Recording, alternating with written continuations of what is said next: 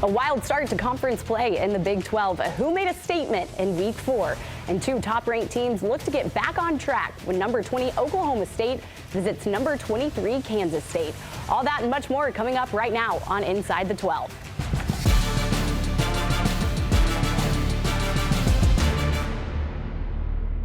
Hello and welcome in to another edition of Inside the 12 alongside Pete Souza. I'm Madison Hawk. Before we jump into college football, the Big 12's men and women's basketball schedules have been released. You can find more on that at Big12Sports.com. But Pete, what a wild Week 4 it was as conference play began. An amazing week of play, and now we have Week 5. Coach Prime and the Colorado Buffaloes going to UCF for big noon kickoff. It's like a Marvel movie down there in Disney World. Can't wait for that. Both teams looking to continue their storybook season. We'll have much more on that coming up later in the show as well. These games throughout the Week 4 were so close. 4 of the 6 Big 12 games were decided by less than one score. One of those games being Utah at Oklahoma State.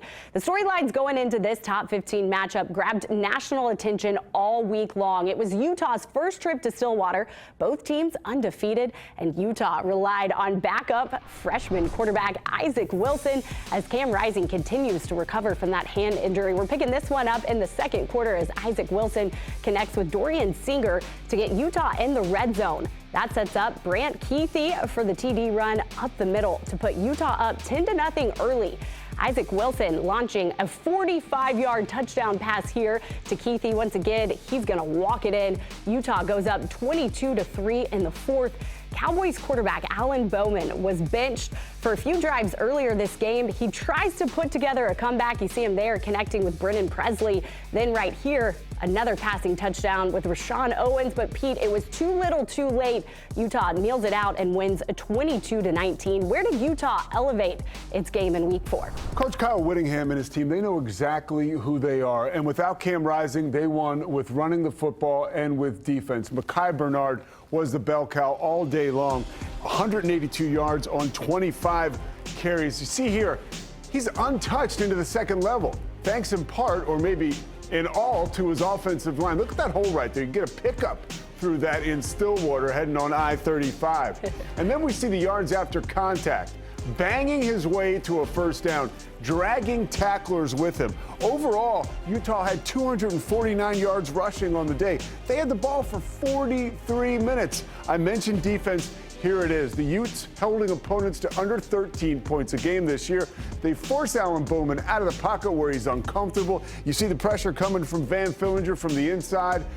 Interception, 2 turnovers on the day for the Utes. That's a recipe for success. And to your point, Oklahoma State's defense was on the field majority of the game. Utah ran 81 plays in comparison to the Cowboys' 59 plays. So where do the Cowboys go from here? I have good news, Oklahoma State fans. They go to Ollie Gordon. Similarly, last year, he struggled just 100 yards over his first 3 games. In his final 11, he had 1,600 yards. Don't give up on that rushing attack just yet. It's also not getting any easier for Oklahoma State. They go on the road to Kansas State this weekend for another top 25 matchup. Much more on that to come. But on last week's episode, Pete, you said BYU was your biggest surprise team in the Big 12. And against Kansas State, they showed they are, of course, a team to be taken very seriously. Kalani Sitake making me look good. And man, did BYU look good in Provo. Under the cover of night, they held Kansas State to 9 points. They generated 3 turnovers. Here is one of them. Defensive coordinator Jay Hill just doing a phenomenal job in Provo. Scoop and score right there for Tommy Prassis after the ball was knocked out by Jack Kelly. A timely defensive unit. They may not have the all-stars on this roster and on their defense, but they're in the right place in the right time, just like Tyler Batty was right here. They made Avery Johnson look pedestrian.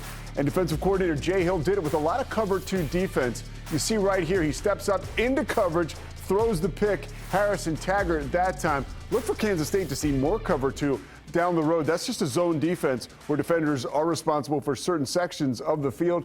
BYU looks real good. Yeah, BYU rolling right now. They're ranked 22nd this week. The first time in 2 years the Cougars have been ranked. So we have to, of course, give BYU its flowers. But Kansas State was favored to win that game, which is a huge reason why they dropped 10 spots in this week's top 25. Yeah, I would look for Kansas State to get back on track. Just get Avery Johnson a simplistic game plan. I look for him to bounce back. Let's take a look at the rest of the Week 4 scores. Cincinnati shuts out Houston.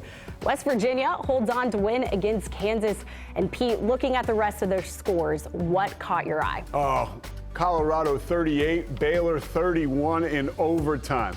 This was a Hollywood script that if you're a Colorado fan, you really like the ending. It might be time to start talking about Colorado and not their swagger as their strength, but their resolve. We saw Will Shepherd drop that pass, potentially a game-tying touchdown. But here, Shedeur Sanders, credit to him, sacked 8 times in the game, knocked to the turf probably 3 times as much.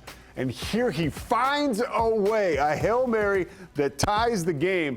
Just an amazing catch. Wow. Yeah, it was something that I think Baylor fans couldn't believe in. Really, I feel like Baylor misses an opportunity here. We see who else but Travis Hunter causing a fumble at the end of the game, and Colorado is now at 3-1. And Baylor, like Dave Aranda said in his press conference post-game, they're just trying to put their heart back in their body. Yeah, I like Colorado's resolve, but I also do like their swagger. To your point, Texas Tech earned its 600th win in program history with a big win over Arizona State. The Red Raiders improved to 3-1. When we're talking about this game, what stood out to you in this one? Well, Baron Morton, he's got 6 touchdowns for every 1 interception. That's a 12-2 ratio. That is the best in the Big 12. And Taj Brooks, you see him breaking free here. He's averaging 5.3 yards a carry. That's second in the Big 12. That is quite a 1-2 punch. And they were able, their defense, they made the Arizona State Sun Devils look like an average offense. They held Cam Scatteraboo to just 60 yards on the game. We've recapped the big games in week 4, so that means it's time now to announce the Big 12 Players of the Week. We're going to start on the offensive side of the things. No surprise here. Utah running back Mekhi Bernard named Big 12 Offensive Player of the Week after a powerful performance against Oklahoma State. Yeah, we talked about some of the highlights earlier. How about this one? This is on a 1st and 10. They're backed up in the shadow of their own end zone. You couldn't ask for a bigger play. A 62-yard scamper. That was part of that effort, 182 yards on 25 carries. It was a day without Cam Rising. When the Utes had to lean on the running game, they were able to lean on Mekhi Bernard, and he delivered. Yep, and Utah moved up 2 spots to number 10 in this week's top 25. On the defensive side of the ball, West Virginia linebacker Tyron Bradley named Defensive Player of the Week. Tell us why, Pete. Well, first of all, we talked about that basketball schedule getting released today. He looks like a power forward, but look at him coming around the edge here. This is a game-winning play. Kansas had an opportunity to take the lead and win the football game on the heels of 7 tackles, as you mentioned. Now he swats the ball away.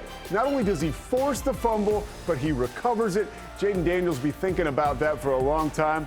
Yeah, big time difference maker as well. And on special teams, BYU wide receiver Parker Kingston gets the Player of the Week nod. Pete, this was a crazy game and a crazy play here. Yeah, this was the play of the week in the Big 12, Madison. I mean, how about this? Kingston grabs it. You see him at his 5-yard line after he fumbled it, scoops it back up, and he's got a convoy going all the way to the end zone. And we saw this all night long for Kansas State. Wherever there was success, there were a lot of white jerseys. Of course, Kingston gets the credit there, but the whole team for BYU. And they do talk about this, too, in the punt return game. Juggling a return or fumbling it really throws off the coverage, and Kingston takes advantage. Yeah, 90-yard touchdown return right there for Kingston. Well, up next, it's a high-stakes matchup in Manhattan, Kansas. More on Oklahoma State versus Kansas State when we come back on Inside the 12. Stick with us.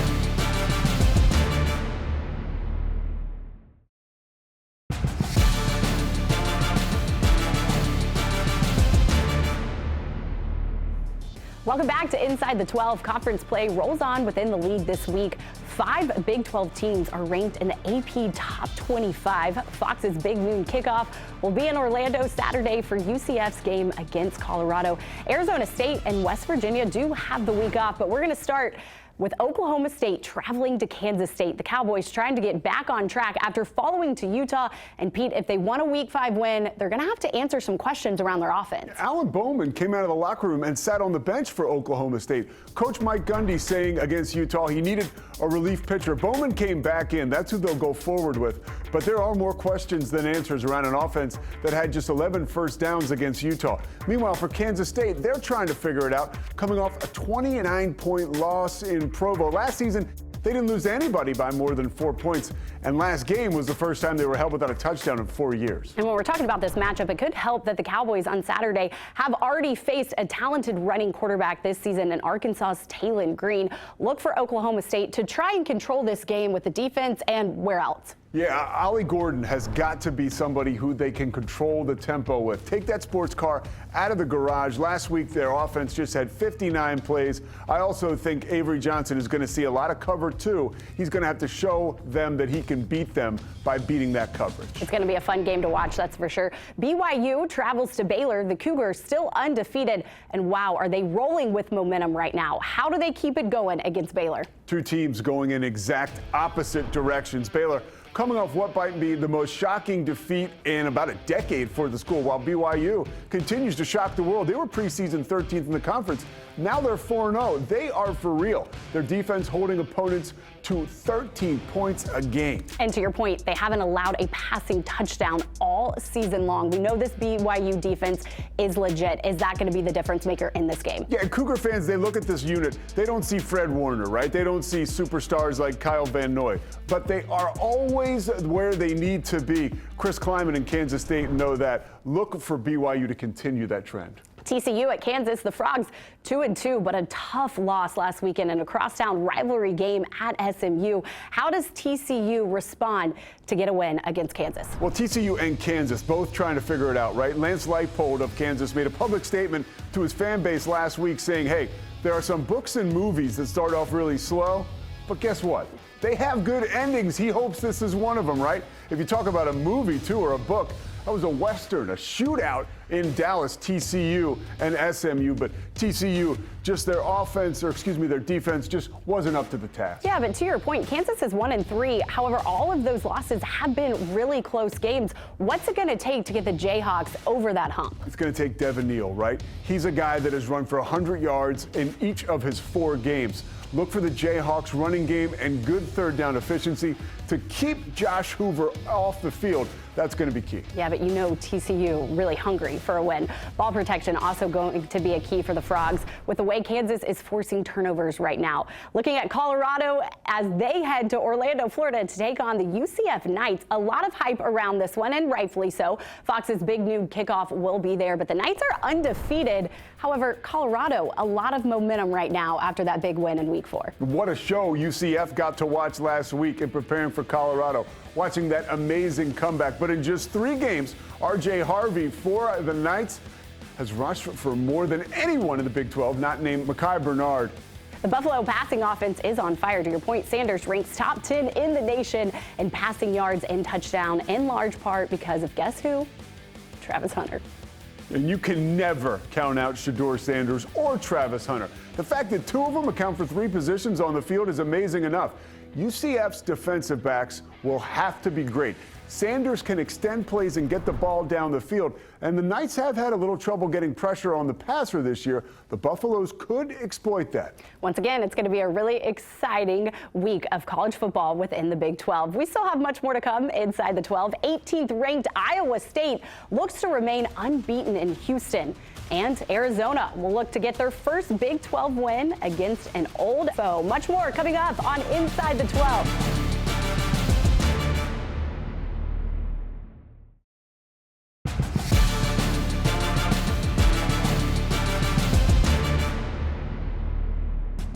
Welcome back to Inside the 12. Week 5 is here, and we're previewing more big matchups with Inside the Conference. Iowa State traveling to Houston on Saturday for the Cyclones' Big 12 conference opener. Iowa State undefeated through non-conference for the second time in 3 seasons, but now they have to face a Houston squad who has had a slow start to the season. So how can Iowa State get off to a fast start in conference play?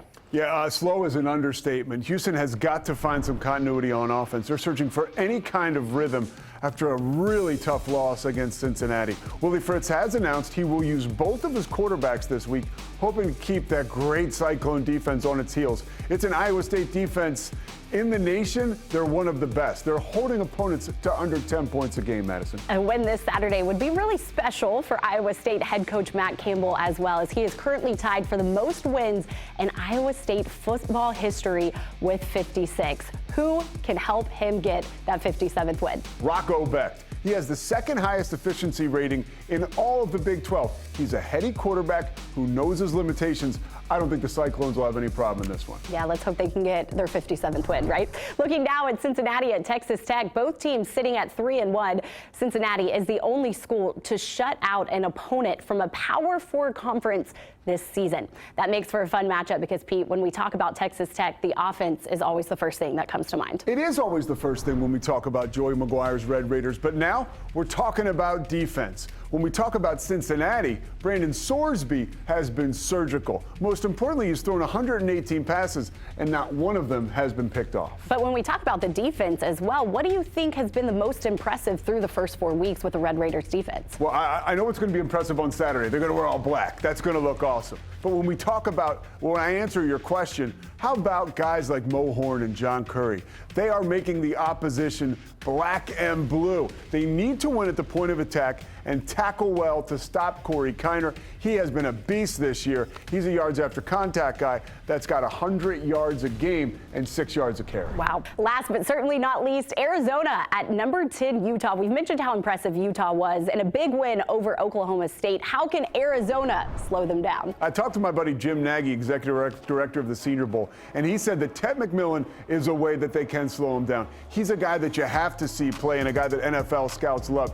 He will be a key as the Wildcats take on 10th-ranked Utah on the road. We've mentioned it today. Utah's defense had enabled its offense to find its footing, while the questions around Cam Rising's future are still kind of murky. Yeah, and as for Arizona's offense, they're going to have to be locked in on every single snap because Utah's defense, it's one of the best in the nation right now. Yeah, bottom line, this Utah defense allowing just 13 points a game. That is peanut butter to Kyle Whittingham's running jelly, right? He loves to play defense and run the football. He smiled this week talking about their win in Stillwater, saying it was our kind of game, a physical one where they had 230 yards on the ground. That was indicative of the play that we will see this weekend.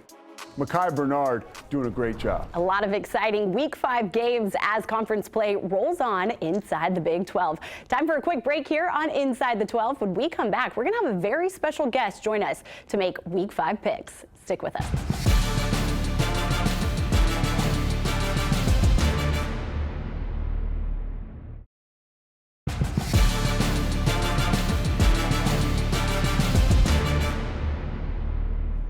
Welcome back to Inside the 12. Madison Hawk alongside Pete Souza. We have come to our favorite segment of the show. It's time for the picks. Let's take a look back at the picks we made last week alongside Deanna Made.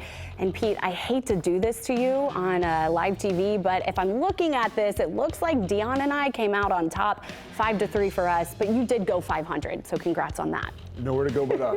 Nowhere to go but up, and that's where I expect to take it. Yeah, well, let's get to this week's guest picker, who is former Kansas State quarterback and now color analyst for the Wildcats radio broadcast. He has been with the program for over 38 years. Stan Weber, welcome to the show. Thanks so much for joining us. Well, thanks for having me. These Big 12 games are so much fun to look at, and here we get a chance to talk about them further, so that'll be fun. Yeah, Stan, I know you were an academic All-American in your time at Kansas State. You better get that thinking cap back on. Trust me, it's rough out there. Yeah, a lot of pressure. Yeah, okay, well, time to get loose. Let's start with BYU at Baylor. This game is noon Eastern time on FS1. Stan, who you like? It's hard to go on the road in the Big 12, and I think Baylor is playing some good football, but BYU has not given up more than 15 points in any game this year. They've won 2 road games already, and they won in the state of Texas against SMU. I got BYU in this game. I have the Cougs as well, no question. Yep, BYU for me as well. TCU takes on Kansas at Arrowhead Stadium. That game's at 3:30 Eastern on ESPN+. Saying this is an exciting game. It's tough to play inside Arrowhead Stadium. Who has the advantage in this one for you? If this were in Lawrence, I would pick Kansas because I expect it to be a very close game. But this is an Arrowhead, and TCU gets a chance to go play where Patrick Mahomes and the Kansas City Chiefs play. I think they'll be very excited. It won't be a home atmosphere very much for KU. I think TCU on the road or in neutral site will win. I think that the free fall continues for TCU. I think Kansas bounces back. I like the Jayhawks. I'm going with TCU. I think it's time for them to get a big win. Fox's big new kickoff goes on the road to Orlando for Colorado at UCF. That's going to be a fun game. That kickoff starts at 3:30 on Fox. Saying, can UCF remain undefeated against Coach Prime in Colorado? I think so. I mean, Deion Sanders has been a story for 2 years. Colorado football's front page news around the country, and UCF's kind of quietly just playing good ball. I got UCF in this game. I like Colorado. I feel like the Buffaloes keep it rolling. I'm going Colorado as well. Number 18, Iowa State travels to Houston. That game's at 7 o'clock on FS1. Who are you taking in this one, Stan? Well, Willie Fritz, I've known him since before he got into Division I football. I broadcast his games. I can't wait for this Houston team to be good, but not today. It's Iowa State.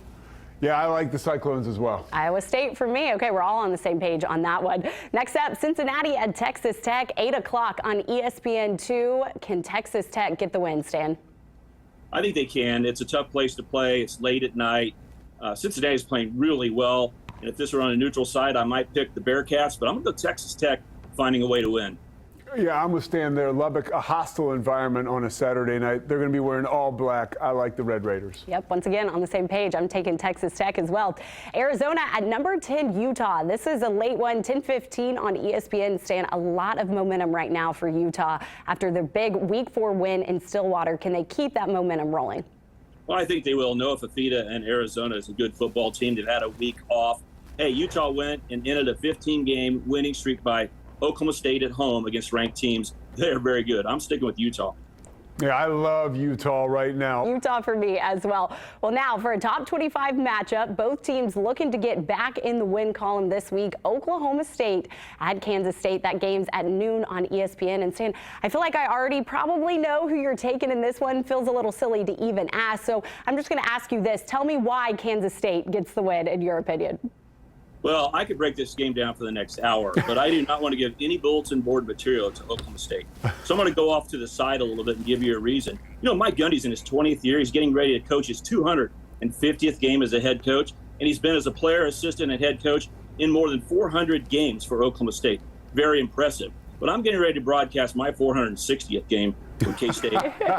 When I played there, I've been involved with over 500. So my game's over his games. I have to pick K-State for some reason other than giving bulletin board material to the Cowboys. I'm going with the Wildcats. I feel like Avery Johnson is going to play like Stan Weber used to, running and throwing the football. I like Kansas State. Yeah, two dual threat quarterbacks there. I'm going with Oklahoma State, though. I feel like it's a get-right game for the Cowboys, so they have my picks. Stan, you did a great job. We'll find out next week on Inside the 12 on how your picks did, but thanks so much for joining us. Thanks for having me. Pete, how you feeling after your picks?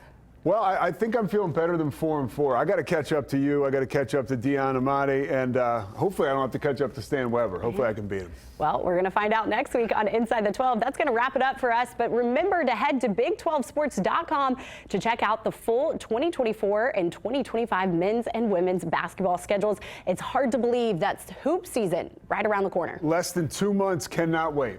Going to be exciting. Thanks so much for joining us here on Inside the 12.